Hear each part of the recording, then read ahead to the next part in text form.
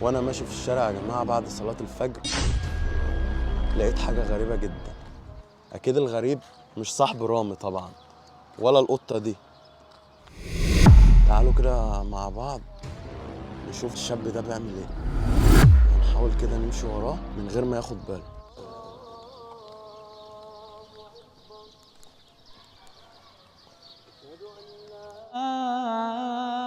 لا إله إلا الله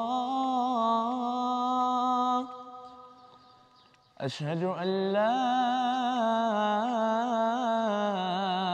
إله إلا الله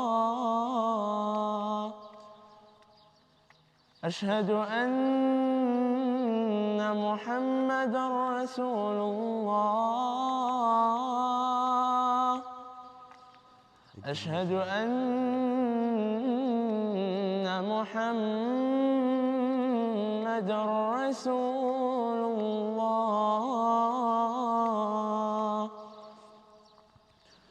حي على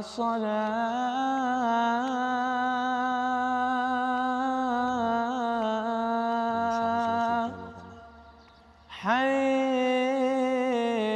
على الصلاة بسم الله ما شاء الله. حي على الفلاح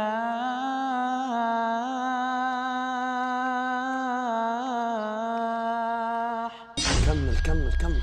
حي على الفلاح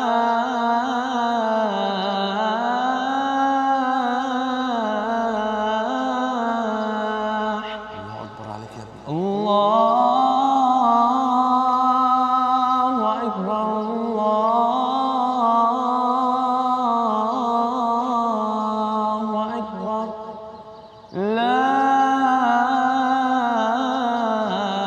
إله إلا الله.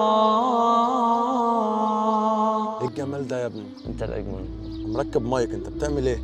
بسجل. بتسجل لنفسك؟ اه. انا قلت ده في راديو، بشوف مسحراتي في رمضان، اشوف واحد بيأذن في الشارع. دلوقتي بعد الفجر محدش بقى شغل، قلت انا مش هدندن مع نفسي كده. لا ده انا لازم اعمل معاك مسابقه بقى. امسك كده يا رامي. طبعا يا جماعه مش عامل حسابي على اي تصوير ولا اي حاجه، انا بس عاوز اخد منك المايك ده واخد منك التسجيل اللي انت سجلته واركبه على الفيديو عندي. انت بتاخده اللي انت وقفتني ده اصلا. انا وقفتك عشان احنا برنامج اصلا. في مشكله معاك؟ لا مش في مشكله عادي. برضه مش عامل حسابي على جوائز ولا اي حاجه.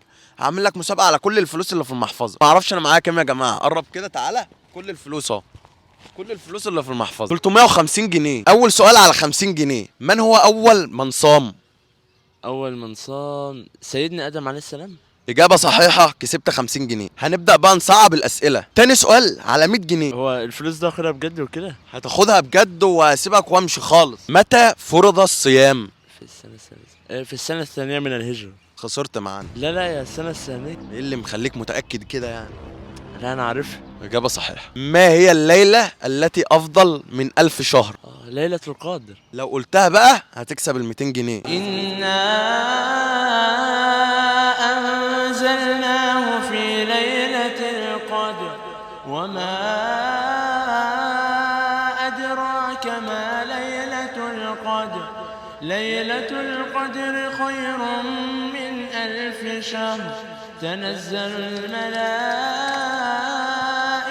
والروح فيها بإذن ربهم من كل أمر سلام هي حتى مطلع الفجر. امسك ال 200 جنيه. انا لو عامل حسابي كنت جبت لك جوائز اكبر من كده بكتير. انا هسيبك وامشي. انا هعتزل الفيسبوك خلاص.